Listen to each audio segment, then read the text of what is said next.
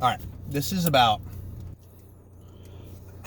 getting taken advantage of or not in nursing. We tend to let ourselves get taken advantage of.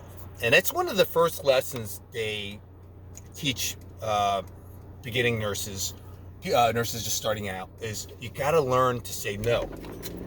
You've got to be able to set limits, because that's our nature. Our nature is caring. That's why majority of us gravitate to the profession, is that we're giving creatures. We give as parents, give as friends. People take, and we're givers. That's just the way it is. That's just how we gravitate. Not to say all nurses, but I would say the majority of nurses. What majority? I don't know. Just, you'll find as you do nursing, a lot of people are similar. We're just that way. We get taken advantage of, whether relationships, business, work, whatever. The sad thing is, most nursing managers are nurses themselves, right? I mean, if not all, almost all, And I actually think that's an error. That really shouldn't be. Just because you're a good nurse does not mean you're gonna be a good manager, and just because you're a bad nurse doesn't mean you're gonna be a bad manager. There's no crossover. That's like saying a good manager is gonna be a good nurse. No. You come in as a good manager, you're gonna be a good. No, it has no bearing on each other, right? They're two separate skills. You can improve, but off the rails. But these managers, part of their training or their reason for being is to take advantage of us, is to set their schedule and make sure they're fully staffed regardless, and pressure you or cajole you to come in and do your shift even if you're not feeling well. We recently had a commentary where they're like, "Are you really sick?" I was like, it's corporate policy. This is high corporate policy, not just a hospital, but high corporate policy that owns the hospital and multiple hospitals, that you take your PTO. I mean, it's in black and white. It's on our webpage. Use your PTO. You have a PTO, use it. All right? Whether that's lip service or whatever, it's in black and white. Here we have, in verbal exchange, management, middle management, lower management, whatever you want to call it, saying, "Are you really sick? You're calling out puts your team members at risk or stress." I say, it puts your management skills at risk. You should have had enough people. You should have had backup. You guys, the corporate, should have a float pool. That's pretty standard in Israel. We don't have it anymore. They got rid of it. COVID, whatever. They always want to blame COVID. So they're there to earn a buck. Hence the outcry over the recent assassination of the CEO. Boo-hoo, right? A lot of people really cried a lot of crocodile tears. I feel bad for the family. I feel bad for the guy. But there's a reason for that backlash. We're not only us, our patients are taken advantage of. So one of the things you'll find as you navigate becoming a nurse is when to set boundaries, because you cannot be an effective nurse without setting boundaries. Let me say that again. You need to go against your nature. You need to set boundaries if you want to be an effective nurse. You've got to say no. That's why you see a lot of the meaner nurses. They're more senior. Why? One, because they're hardened, or they already were the minority of nurses that entered the field that weren't so giving. They weren't so effusive. They're like, F you. And they got in for whatever reason. Maybe they are giving to some point, but they learned to set boundaries, or they came more naturally to them than to us. But that's one of the landmarks, or achievement levels, whatever you want to call it, that progresses you in your career, learning to say no. Now, that's not to say being a bitch or an a-hole and saying no from day one makes you a better nurse. No, it just makes you an a-hole and bitch. Okay, you have to temper that. It's give and take. It's like assessment. You're going to have to learn that skill. You have to temper it. It's not always saying no makes you better. It just makes you an a-hole. All right, you need to help your fellow nurses out. You need to balance that and temper that. But you do need to set boundaries. You do need to say, hey, enough's enough, or give orders to the nursing assistants and not be shy about it. Not because you're lazy, because you have better things to do. You have to do this or that and what have you. Sometimes the nursing assistants don't see that. Some of the more experienced nursing assistants do see that. They know it and they take care of that right away. They still hear grumblings. I was a nursing assistant. I'd grumble too. But then I thought about it. I was like, they got bigger things to fry. Not always the case. There are very lazy nurses too. And they'll just like, nah, I'm not going to do that. They can do it. It's your patient too, as a nurse.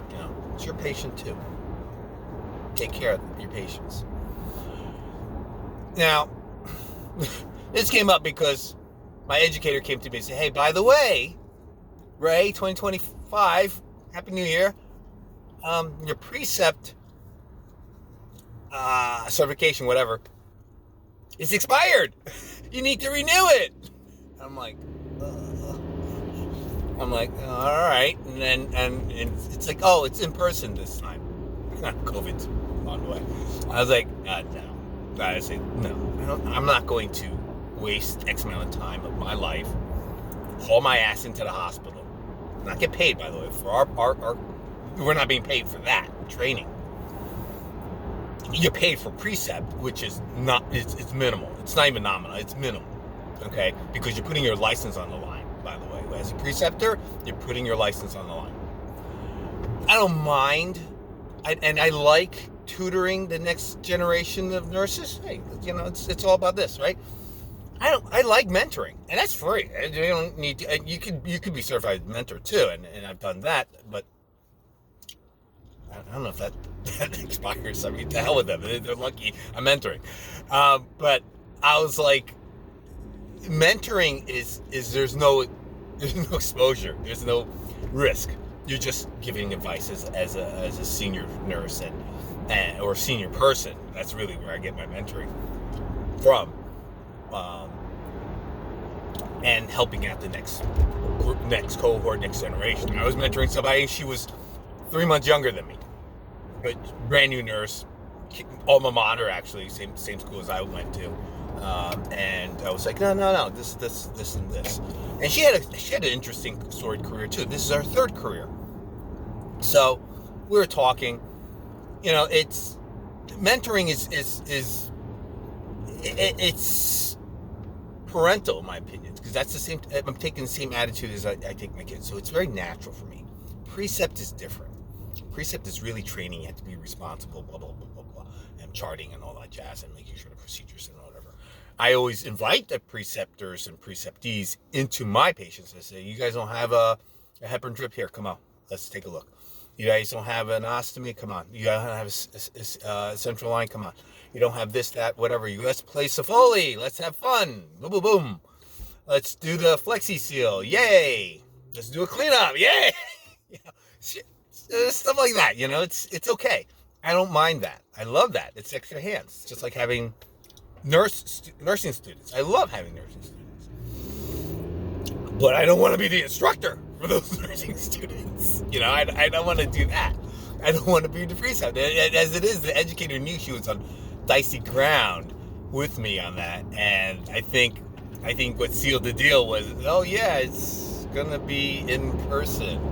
I was like, yeah, okay, I'm gonna take a hard no to that. So, but she still has. My point is, she still has to push the corporate agenda. She's got to push the hospital agenda of taking advantage of you, taking advantage of your free time. Because I'm not the only one. There are lots of preceptors in our unit. I help mentor a lot of them. The ones that are left, there's a couple on day shift, and that's it. And there's one on night shift. That's it. Everybody else is junior to me. And that's more not a save for me. It's more a indication or indictment of the industry that not a young nurse, but a beginning nurse like me is now in a senior position. My daughter is like fourth in line now in her unit.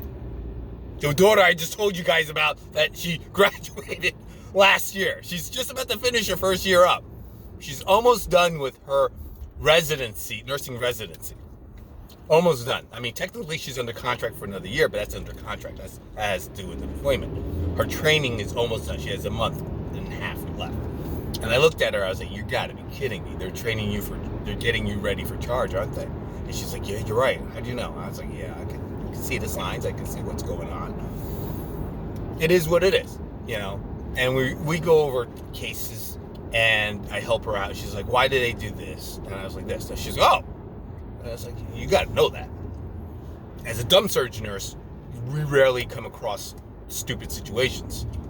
As an ICU nurse, that's daily. You know, that's like every time. And her training is still incomplete as a Padawan. She's still Padawan. I was like, no. You're no Jedi yet. Skywalker, you're no Jedi yet, you know? You gotta still put in some time, I'm sorry. Go ahead. That's all right. I don't like a traffic jam here. It's again, that's also an indictment of how they take advantage of us, of my daughter. She's a beginning nurse, and they're getting her ready for seniority or whatever in ICU or what have you. I mean, that sounds nice. It's all flashy and fancy, but that's a danger to her license. It's something that she shouldn't be put in the situation of, and you have to be aware that the industry as a whole, in general, does that, and you have to be on guard. It's sad. I've not seen that. I mean, I saw that when I was younger in law enforcement. You saw that, and there was blowback from that. You don't see that too much anymore because it's too dangerous. It makes the news. But as a nurse, in nursing, it just falls to the wayside. It's like, yeah, that's how we're used to being treated. It's not normal. Abuse and being taken advantage of shouldn't be a normalized thing. It shouldn't be situation normal. It should be something else. So I just wanted you guys to be aware of that and be careful and realize the truth of matters. Like I said, I'll tell you guys the truth, and even if it puts the industry in a bad light, puts me in a bad light, it's the truth. So you guys are better prepared for things. You're not just walking in. You know, thankfully my daughter has me to have a sounding board off of. She doesn't still always listen to me, but that is what it is, right?